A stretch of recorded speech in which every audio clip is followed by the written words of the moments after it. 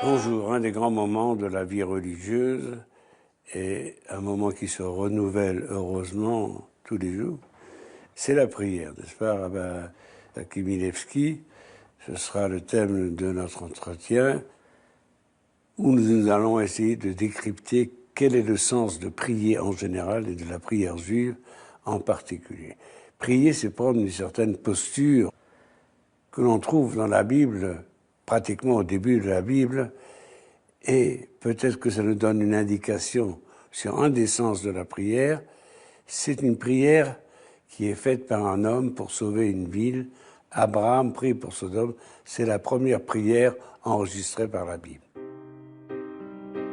Or, les habitants de Sodome étaient mauvais et péchaient beaucoup devant l'Éternel. L'Éternel dit : vais-je cacher à Abraham ce que je vais faire à Sodome?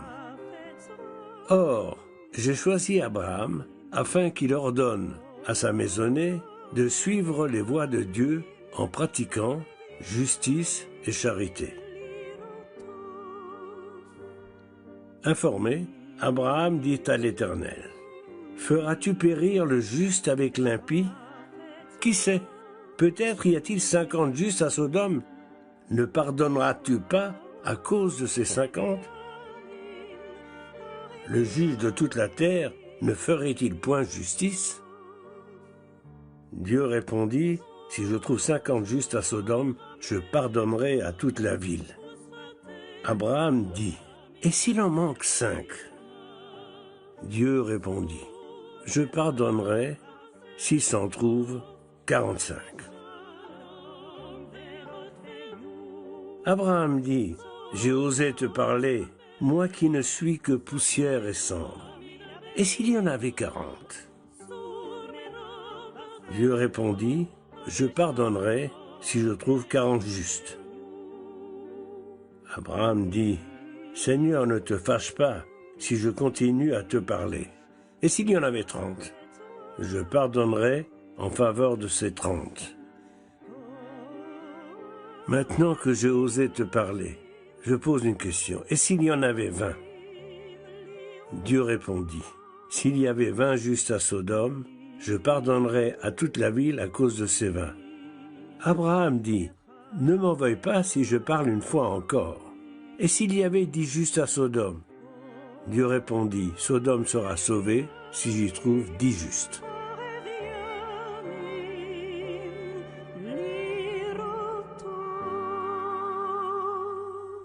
Souvent, on peut penser que la prière, c'est une collection de demandes adressées à Dieu.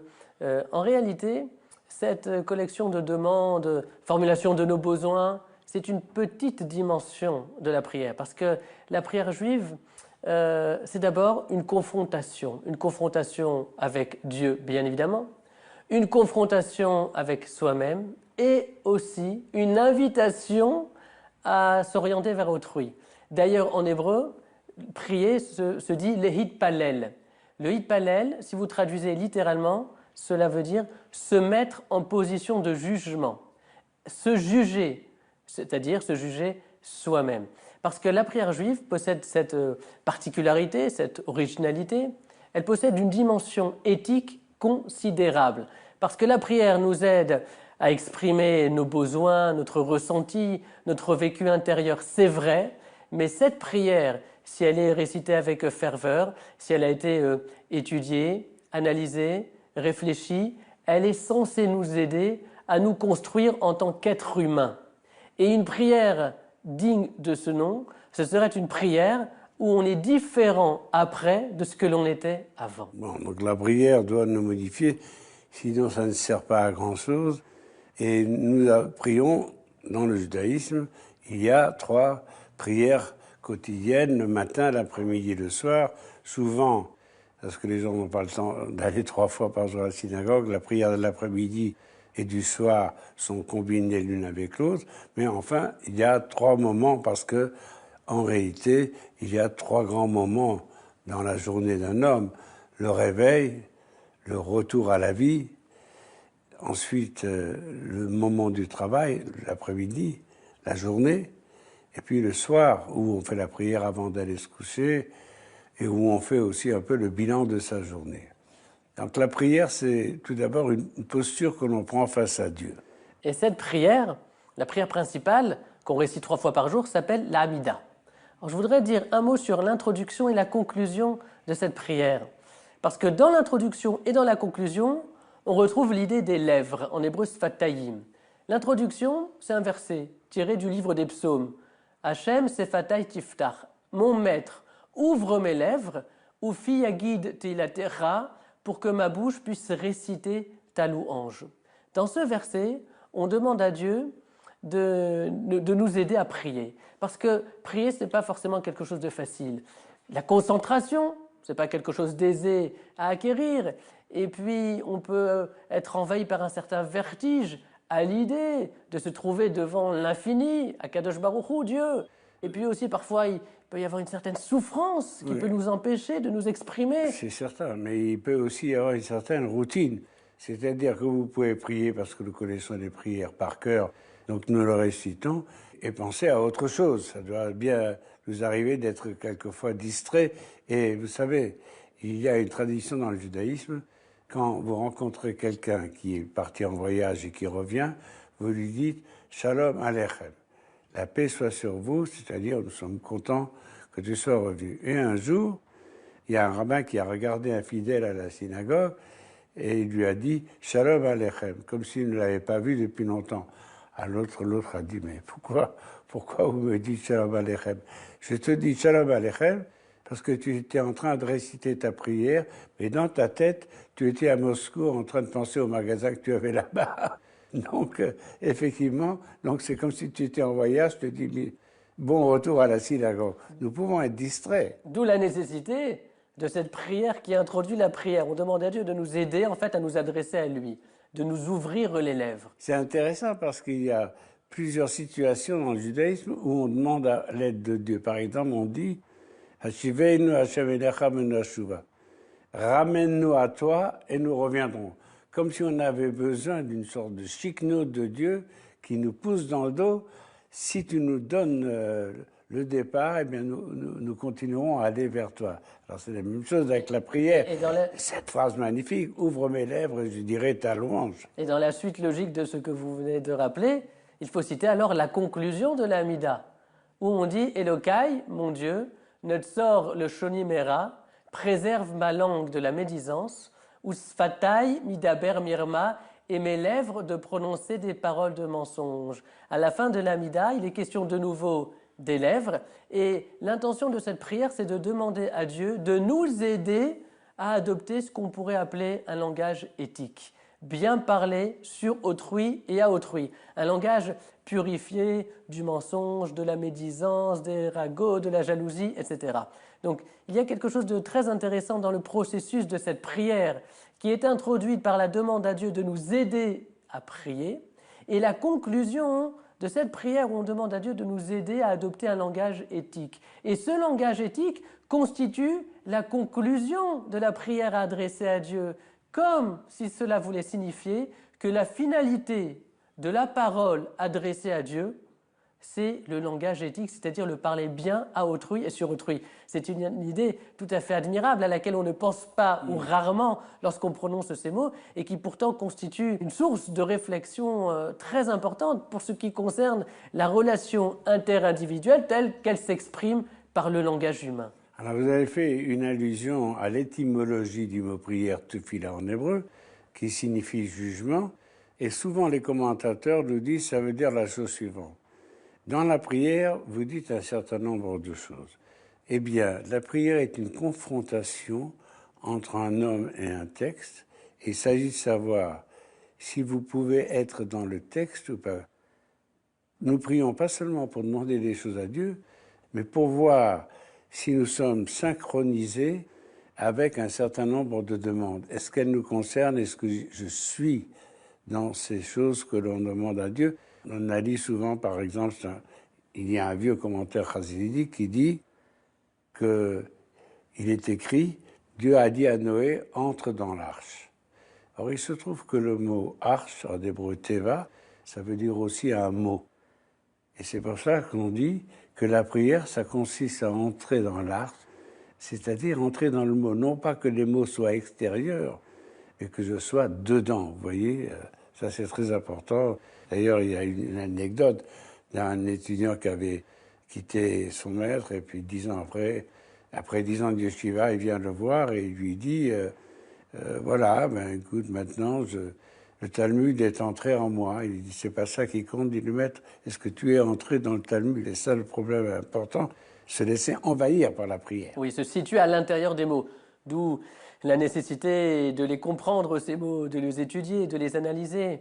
D'ailleurs, dans un psaume que nous récitons tous les matins, il est question de Dieu sous différents aspects. On dit de Dieu qu'il donne le pain affamé, qu'il libère les prisonniers, qu'il fournit des vêtements à ceux qui sont dénudés, etc., qu'il encourage le pauvre, l'orphelin, des gestes éminemment altruistes pour des populations qui se trouvent dans la difficulté.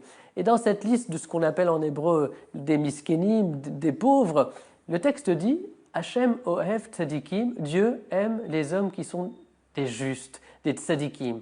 Alors un jour, on demanda au rabbi de Kotsk « Mais qu'est-ce que le tzadik a à faire avec cette liste de miskenim où il est question d'affamés, de spoliés, de prisonniers ?» Pourquoi fait-il partie de la liste des malheureux? Oui. Exactement. Et le rabbi de Kotsk a cette réponse tellement belle. Il dit, mais si le tzaddik n'est pas auprès de ceux qui souffrent, où est sa place? Et quand on lit ces versets tous les jours, etc., bien cela façonne une posture psychologique naturellement orientée vers autrui, notamment vers ses soucis, vers ses besoins. Parce qu'il ne faut pas oublier que lorsque nos textes nous parlent de Dieu, c'est pour nous parler surtout des hommes. Il y a une injonction biblique qui s'appelle Valarta bidrachav, tu marcheras dans ses voies, et qui consiste à imiter Dieu tel qu'il est décrit dans le texte biblique. Et si donc on nous dit de Dieu qu'il libère le prisonnier et qu'il soulage l'affamé, c'est surtout pour nous rappeler nos obligations, c'est-à-dire à nous de libérer les prisonniers, à nous de soulager les affamés, de manière plus générale, ceux qui se trouvent dans la difficulté. Alors il y a la prière pour soi-même, parce que nous avons tous des besoins, et que la prière est d'ailleurs appelée demande. On demande des choses à Dieu, mais il y a dans la prière aussi un aspect altruiste, parce qu'une grande partie des prières, elles sont faites pour autrui, non seulement parce qu'il y a des prières spéciales qu'on récite à la synagogue. Par exemple, si on a un malade dans la famille, dans une des bénédictions de la Hamida, qui comporte 19 bénédictions, il y a une place pour citer le nom de la personne malade pour laquelle vous priez. Donc il y a dans la prière aussi la possibilité de manifester l'amour du prochain. D'ailleurs, il y a un texte du Talmud qui dit que lorsque on rend visite à un malade, on lui enlève un 60e, c'est un chiffre un peu magique dans le Talmud, on lui enlève un 60e de sa maladie. Alors les rabbins du Talmud qui savaient compter, on dit, ah ben c'est pas difficile alors. Qu'on envoie 60 personnes visiter le malade et des médecins seront au chômage, n'est-ce pas? Elle dit oui, mais c'est vrai qu'il lui enlève un 60e de sa maladie, à condition, c'est Ohavo que Nafsho, qu'il aime l'autre comme il s'aime soi-même. Et ça, c'est pas tellement fréquent qu'on ait autant d'amour pour autrui que pour soi-même. Et oui, parce que dans la tradition juive, la prière conjuguée au singulier, cela n'existe pas. La Hamida, cette prière principale où on demande à Dieu la guérison, la connaissance, tout ce dont un homme a besoin pour vivre, oui. On le demande toujours pour la collectivité. On dit pour nous, guéris-nous, accorde-nous une bonne année. Donc cette prière qu'on dit récite 3 fois par jour et qui est très fondamentale, dans laquelle on invoque d'abord les patriarches, puis dans laquelle on demande à Dieu, donne-nous ta grâce, donne-nous la connaissance, guéris-nous, donne-nous la justice, donne-nous la nourriture, etc. Toutes les choses nécessaires à la vie. La prière, cette prière, la Hamida, qui s'appelle prière debout, parce qu'on la récite debout pieds joints, au fond, c'est un catalogue de tout ce qui est nécessaire pour vivre. Pour la collectivité. Oui, justement, la tradition juive, c'est prier pour la collectivité, toujours au pluriel. On retrouve cette idée dans un autre texte du rituel qui est très important, le Birkat Hamazon, cette bénédiction qu'on récite après avoir consommé du pain. Cette bénédiction est constituée de différentes strates. Dans la première partie, il est dit de Dieu qu'il est Hazan et Haolam, il nourrit le monde entier. Alors on peut être surpris à cette évocation de ce Dieu qui nourrit le monde entier, parce que nous savons bien que la famine sévit dans certains pays et que dans d'autres, des gens ont faim. Qu'est-ce que cela veut dire que Hachem, Hazan et Haolam, Dieu nourrit le monde entier? Et en réalité, l'explication est très simple. C'est que, oui, Dieu nourrit le monde entier en termes de quantité de production, c'est-à-dire qu'il offre à la terre la possibilité de nourrir l'ensemble des humains qui vivent sur cette terre.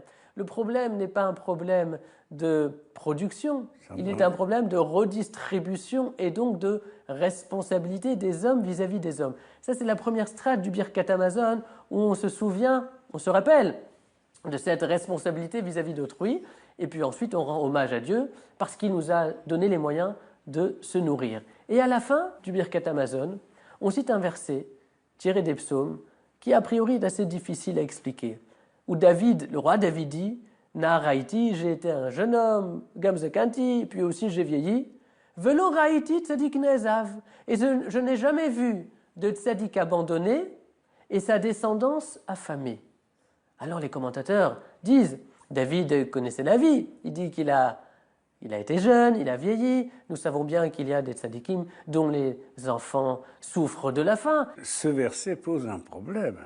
Je veux dire qu'après la Shoah, par exemple, il apparaît comme une contre-vérité. Comment peut-on dire « je n'ai jamais vu un juste abandonné » quand on pense à la Shoah? Et même avant la Shoah, les gens dans la misère, etc., malheureusement, il y en a eu beaucoup. Et c'est la raison pour laquelle un grand maître du judaïsme européen qui s'appelait le Rav Amalbi m'a proposé un commentaire très original sur ce verset. Et il dit « J'ai été jeune, j'ai vieilli, et je n'ai jamais vu de tzaddik abandonné et sa descendance affamée, parce que j'ai fait en sorte de ne pas le voir. C'est-à-dire qu'à partir du moment où j'ai su qu'un tel ou un tel se trouvait dans la difficulté ou dans la souffrance, j'ai agi, j'ai réagi pour que justement cet homme-là ne soit pas abandonné, ni sa descendance affamée. Autrement dit, la fin du Birkat Hamazon, c'est un appel adressé à l'homme pour que celui-ci nourrisse celui qui souffre de la faim. Et tel est le cheminement de l'ensemble du Birkat Hamazon, qui est introduit par ce rappel que Dieu nourrit les hommes. Et la conclusion du Birkat Hamazon, c'est cet appel à l'homme qui doit nourrir ceux qui ne sont pas en situation de pouvoir se nourrir eux-mêmes. La prière juive est un univers extrêmement varié, parce que les prières quotidiennes comportent effectivement toutes sortes de demandes, mais il y a des prières très particulières, d'abord les prières pour le Shabbat, ensuite les prières pour les fêtes. Par exemple, dans la prière pour le Shabbat, il y a une référence notamment à la manière dont Dieu a créé le monde et a cessé de le créer. Et donc chaque Shabbat, nous récitons des prières un peu particulières. C'est vrai, le Shabbat est célébré en souvenir de deux événements capitaux pour l'histoire de l'humanité. Et le premier, c'est la création du monde. Le rituel dit en souvenir de la création du monde, et puis aussi en souvenir de la sortie d'Égypte. Autant la création du monde concerne l'humanité entière, autant la sortie d'Égypte semble se focaliser sur l'histoire d'Israël, mais là aussi, on retrouve la préoccupation de l'éthique. Pourquoi? Parce qu'il y a un texte du Midrash très beau, très émouvant, qui relate qu'au moment de la traversée de la mer des Joncs par les enfants d'Israël, qui constitue le dernier épisode de la sortie d'Égypte, lorsque la mer des Joncs se déchire pour laisser passer les 12 tribus, avec cette mer des Joncs, tous les océans, toutes les mers et toutes les rivières se sont aussi ouvertes. C'est ce que dit le texte du Midrash. Oui. Et bien sûr, les commentateurs s'interrogent, quelle est la signification de celui-ci? Qu'est-ce que cela veut dire qu'avec la mer des Joncs, toutes les mers du monde se sont aussi ouvertes? Et le texte et les commentateurs expliquent, c'est pour nous enseigner que la libération des enfants d'Israël de l'esclavage égyptien, où l'homme n'était plus considéré comme un simple outil de production, cette libération-là, elle porte un message universel. La bonne nouvelle pour le monde entier, à savoir, c'était la première fois que des hommes dont on avait bafoué la dignité devenaient libres. Et cette liberté acquise sur les rives de la mer des Joncs, c'est une notion qui doit envahir le monde parce que tous les hommes de cette terre ont droit de vivre en toute liberté. Là, on retrouve encore la notion de l'universel. La sortie d'Égypte, qui s'adresse au peuple d'Israël et par là même à l'ensemble de l'humanité, et la création du monde. Oui. Cette création du monde aussi, elle renvoie à un thème très intéressant. Au-delà des différences de religion, tous les hommes sont frères en humanité. Et dans cette histoire de la création du monde, il est question de la création d'Adam, le premier homme. Et le texte du Midrash nous dit, il est vrai, Dieu aurait pu créer plusieurs premiers hommes ensemble. Pourtant, il a fait le choix de créer un seul homme pour que plus tard dans l'histoire, aucun être humain ne puisse dire à un autre « mon père était plus grand que le tien », puisqu'au final, tous ont le même père. On peut évidemment prier partout, mais il est des lieux sacrés où la prière est censée avoir davantage d'écho et d'efficacité. Selon la tradition juive, c'est notamment le cas de Jérusalem et du Kotel, le mur occidental que les Anglais avaient surnommé le mur des lamentations et qui demeure la véritable courroie de transmission des prières.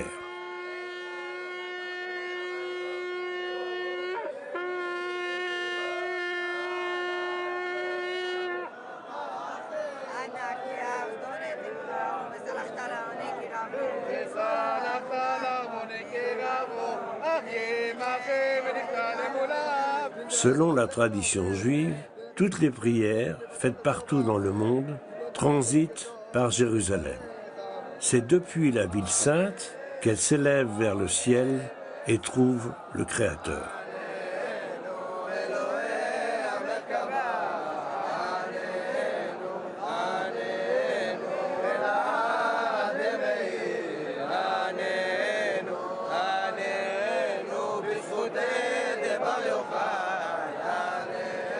N'oublions pas que communiquer avec l'Éternel, c'était la vocation première du temple de Jérusalem.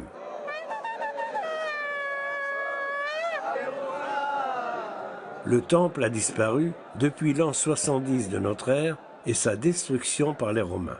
Le mur en est l'ultime vestige et il est devenu le plus sacré des lieux de pèlerinage du judaïsme. Chaque jour, des centaines de fidèles y font acte de dévotion. Et pour réveiller la conscience des fidèles, on y sonne de la corne de bélier, le chauffard. C'est le rite du Nouvel An juif qui rappelle le pseudo-sacrifice d'Isaac, remplacé par un bélier.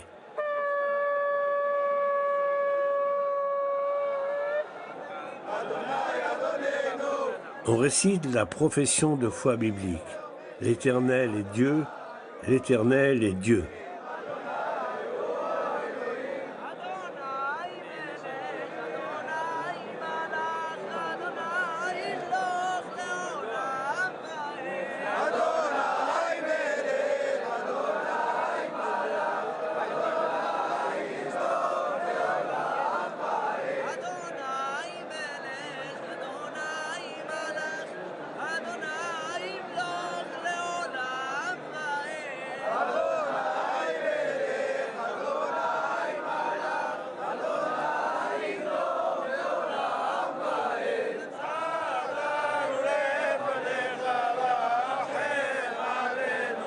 C'est aussi le temps d'une confession collective.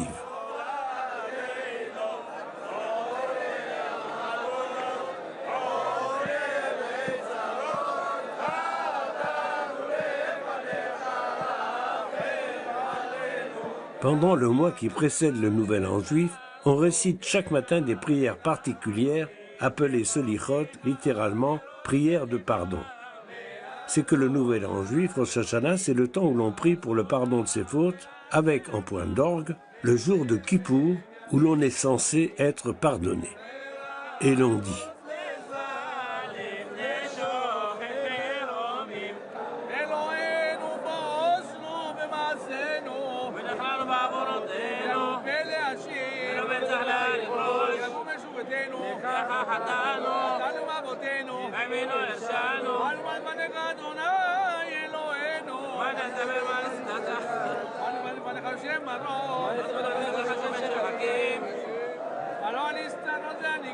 Et d'invoquer un grand principe de la théologie juive, le mérite des pères, c'est-à-dire les grands ancêtres, Abraham, Isaac et Jacob.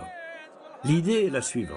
Si nos mérites sont trop minces, les patriarches, tes fidèles serviteurs, ont accumulé un vaste capital de piété dont il serait légitime que nous puissions toucher les intérêts. Et convaincus d'avoir été entendus, les fidèles peuvent passer de la contrition à la joie.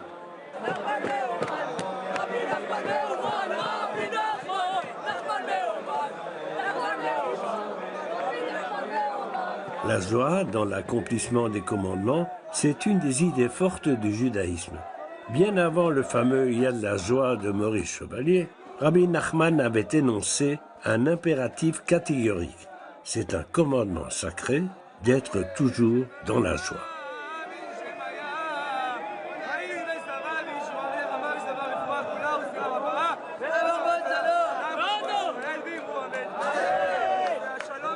Quant aux sonneries du chauffard, il s'agit somme toute d'une de ces musiques sans paroles qui se prêtent aux sentiments les plus divers.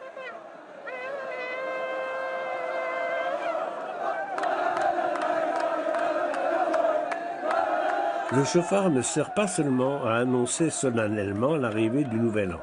Dans l'Antiquité, c'était également une musique royale. C'est en effet au son du chauffard que l'on proclamait l'intronisation d'un nouveau roi. Au Nouvel An, les sonneries du chauffard expriment ainsi le renouvellement annuel de la royauté divine. Comme le dit un ancien proverbe, il n'y a pas de roi s'il n'y a pas de peuple. Alors il y a diverses formes de prière. La Bible comporte toutes sortes de personnes qui prient. D'abord il y a, nous disions tout à l'heure, des prières altruistes, puisque la première prière citée dans la Torah, c'est Abraham qui prie pour Sodome. Sodome risque d'être détruite et Abraham demande à Dieu que s'il y a des justes à Sodome, Sodome soit épargnée. Et donc la prière, c'est tout d'abord, non pas une prière pour moi-même, mais c'est le modèle même de la prière, c'est la prière pour Sodome. Après, il y aura d'autres prières, la prière de David, la prière de Hannah, par exemple. C'est une très belle prière où Hannah prie pour avoir un enfant. Mais il y a diverses modalités de la prière. L'une de ces modalités, c'est que certains textes ne peuvent être récités qu'en présence du minyan, qu'en présence du quorum, composé des juifs majeurs, etc. Donc on retrouve ici l'idée de la collectivité indissociable pour s'adresser à Dieu. Et ces textes-là, qu'on ne récite que s'il y a le quorum, ce sont des textes qu'on appelle en hébreu dvarim shebikdusha, c'est-à-dire des textes relatifs à la singularité de Dieu, à l'infini de Dieu, à sa nature mystérieuse et transcendante. Alors vous savez, lorsqu'on doit se présenter devant un personnage important, on peut avoir le trac, être gêné, être timide, on aime bien être accompagné, parce que le fait qu'il y a des gens autour de nous qui nous accompagnent, cela nous donne du courage, de la force. Alors c'est un petit peu la même chose en ce qui concerne Dieu. Quand on évoque ces textes où là, il est question de la nature de Dieu qui nous dépasse complètement et dont l'essence est si mystérieuse, on ne peut pas prier tout seul, on ne peut pas réciter le Kaddish tout seul. On a besoin de se sentir épaulé et d'être accompagné. Et d'ailleurs, l'une des formules du Kaddish qui termine certaines de ces phrases, des phrases du Kaddish, est très intéressante, parce que l'officiant s'adresse à la collectivité, aux hommes qui la composent, Ve'imru Amen. Et il dit, et dites Amen, répondez Amen à ce que je dis, comme s'il avait besoin de sentir la présence de ceux qui sont autour de lui pour pouvoir se sentir empli de courage, pour se sentir en fait soutenu. Ça, c'est la prière en commun, sur laquelle nous reviendrons, parce qu'il y a aussi la prière individuelle. Et je trouve qu'une des plus belles prières de la Bible, c'est lorsque Myriam, elle est frappée de la lèpre, elle a médit son frère, et Moïse fait une prière. Et il dit « El na refana la ». Il fait une prière en 5 mots, « Dieu de grâce, guéris-la de grâce ». Et quand je ne me sens pas bien, Je peux vous dire que c'est une prière que je récite assez fréquemment, mais qui est magnifique parce qu'elle tient en 5 mots. Et le Talmud dit, au moment où quelqu'un est malade, etc., c'est pas le moment de faire des grands salamalek. Tout peut tenir en 5 mots. Ce qui compte, c'est l'intention, la kavana, ce à quoi pense celui qui prie pour autrui. Mais 5 mots peuvent suffire, vous voyez. Il n'y a pas besoin d'une ordonnance plus grande.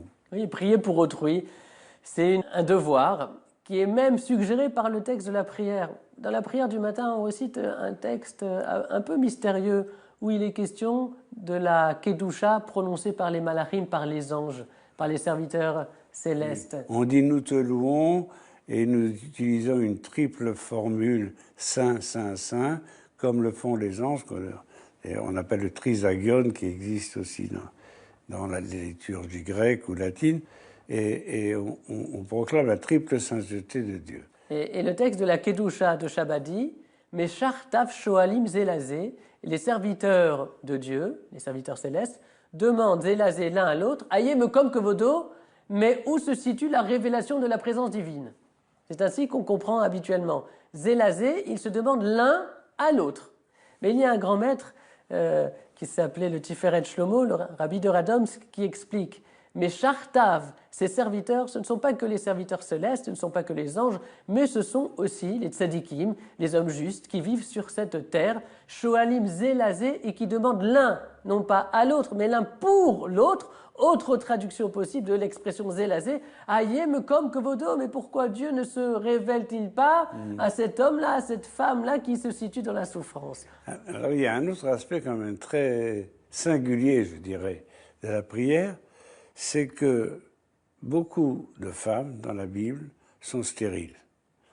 Ce qui est d'ailleurs curieux, c'est qu'on parle toujours de la stérilité des femmes, comme s'il n'y avait pas eu des cas de stérilité des hommes.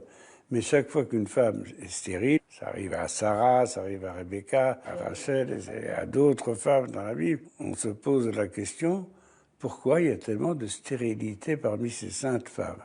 Et le Talmud dit, parce que Dieu aime les prières des justes.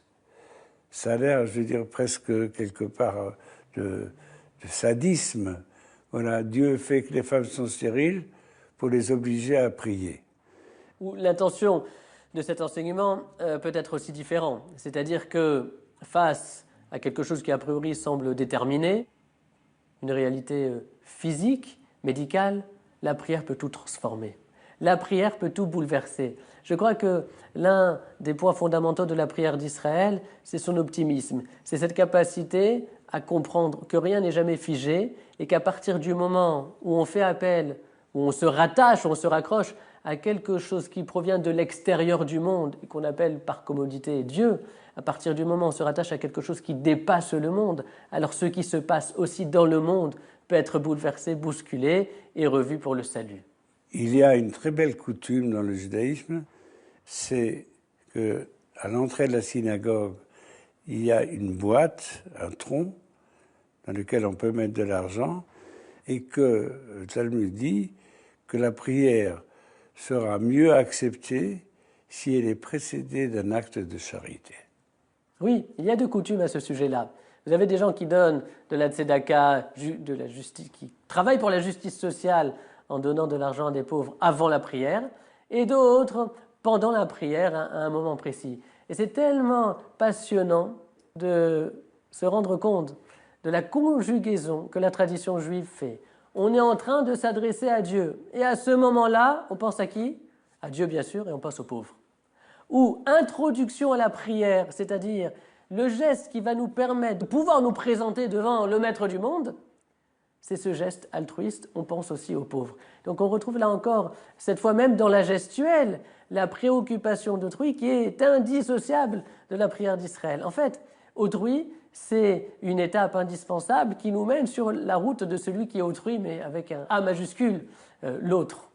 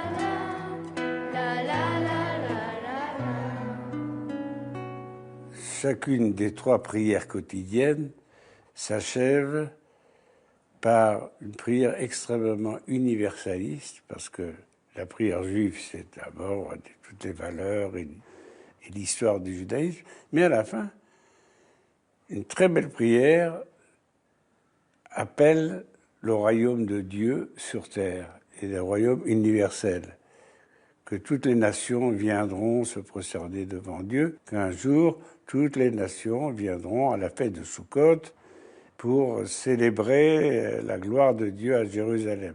Donc nous prions pour que le monde entier un jour s'associe à nos prières. Et il est évident que nous reconnaissons la légitimité, la validité et l'efficacité des prières faites par les chrétiens et des musulmans, parce que nous avons tous le même Dieu. Et donc, il y a même dans le Talmud un texte très intéressant qui va jusqu'à y inclure l'idolâtrie, puisqu'on dit on ne doit pas déranger un idolâtre en prière, parce qu'inconsciemment, c'est quand même à Dieu qu'il s'adresse. Alors c'est vrai que le temple de Jérusalem est désigné dans les prophéties par l'expression « Bet Tefila Yikare le Cholamim », une maison de prière pour tous les peuples. Et cette prière de Allénou à laquelle vous faites référence se conclut effectivement par une notion capitale dans la pensée d'Israël, le Tikkun Haolam, la réparation du monde, la suppression des méchants, de la violence, l'installation d'une société juste, éthique, digne de ce nom. Et cela, c'est la conclusion de la prière d'Israël. Dans laquelle il y a une phrase absolument extraordinaire, la Hafnos Elecha Kol Rishe Tebel, que se tournent vers toi tous les impies du monde. Pour les méchants, pour les justes, il s'agit de la reconnaissance universelle de Dieu.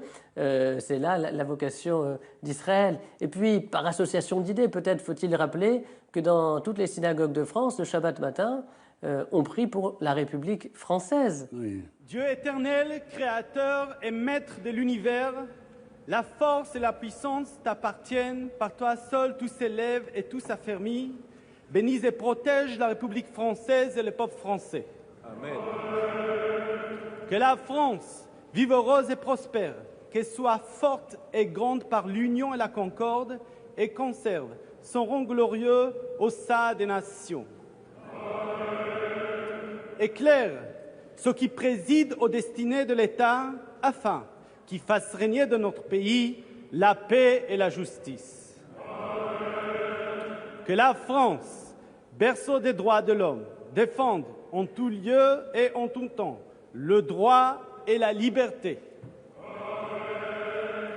Que l'Éternel accorde sa protection et sa bénédiction pour nos soldats qui s'engagent partout dans le monde pour défendre la France et ses valeurs. Les forces morales, le courage et la ténacité qui les animent sont notre honneur. Accueille favorablement nos vœux, que les paroles de nos lèvres et les sentiments de notre cœur trouvent grâce devant toi, ô Éternel, notre Créateur et notre Libérateur. Amen. Prière pour l'État d'Israël. Avinu shebashamayim, צור ישראל וגואלו, ברך את מדינת ישראל, ראשית צמיחת גאולתנו. הגן עליה בעברת חסדך ופרוס עליה סוכת שלומך, ושלח אורך ועמיתך לראשיה, שריה ויועציה, ותקנם בעצה טובה מלפניך. חזק את ידי מגיני ארץ קודשנו, והנחילם אלוהינו ישועה ועטרת ניצחון תיאטרם, ונתת שלום בארץ, Quand même curieux, hein. On prie dans les synagogues, mais pas dans les temples protestants, ni dans les églises, comme si les juifs étaient les seuls patriotes en France, mais peut-être que les catholiques et les protestants considèrent que la République n'a pas besoin des bénédictions de Dieu, ou bien que c'est un respect excessif de la laïcité. En tout cas, les juifs n'ont pas ce respect de la laïcité dans ce sens. Ils pensent que la République a besoin d'être bénie. C'est une très belle prière que je connais par cœur, parce que quand j'étais jeune, j'étais rabbin de communauté, donc je récitais cette prière en français à la synagogue. C'est la seule prière dans les synagogues orthodoxes que l'on récite en français. Mais c'est aussi une prière altruiste où non seulement nous voulons montrer nos bons sentiments de citoyens, mais où nous prions pour la prospérité de notre patrie. Et pour que les valeurs de la République puissent inspirer tous les hommes et les femmes de cette terre. À divers moments, je me souviens pendant la guerre, quand même, lorsque nous étions sous le régime de Vichy, et on souhaitait que les rayons de ta lumière, voilà ce qu'on dit en particulier, que les rayons de ta lumière éclairent ceux qui président aux destinées de l'État. Vous voyez ? Donc c'est fantastique comme phrase. On demande à Dieu d'éclairer la politique de ceux qui nous gouvernent. Je pense que dans votre synagogue, vous récitez cette bénédiction, cette prière tous les Shabbats matin. Bien sûr, cela va sans dire. Cela va sans dire. Oui. C'est une prière très belle, émouvante, dont une version en hébreu existe aussi. Elle exprime l'attachement de la communauté juive de manière générale à la République française. Et les gens sont toujours surpris d'apprendre qu'elle existe. Et pourtant, c'est une expression de la communauté juive qui a pour objectif de montrer que cette République française fait partie intégrante des valeurs que le judaïsme préconise pour que le tikkun haolam, pour que la réparation du monde ne puisse plus simplement être une prière, mais une réalité. Oui, d'ailleurs, on peut dire que les communautés juives disent comme Joséphine Baker, j'ai deux amours, puisqu'ils font deux prières. Nous faisons deux prières le Shabbat matin, une pour la République et une pour Israël. Et il y a là une double allégeance qui pour nous est tout à fait naturelle, car on peut avoir deux amours. De la même manière qu'un enfant a deux parents, un père et une mère, et que ces deux amours ne se contredisent pas. Au contraire, il y a comme une synergie qui fait que c'est le sentiment d'amour qui, au final, gagne. Merci, Rabban Zaki Milevski.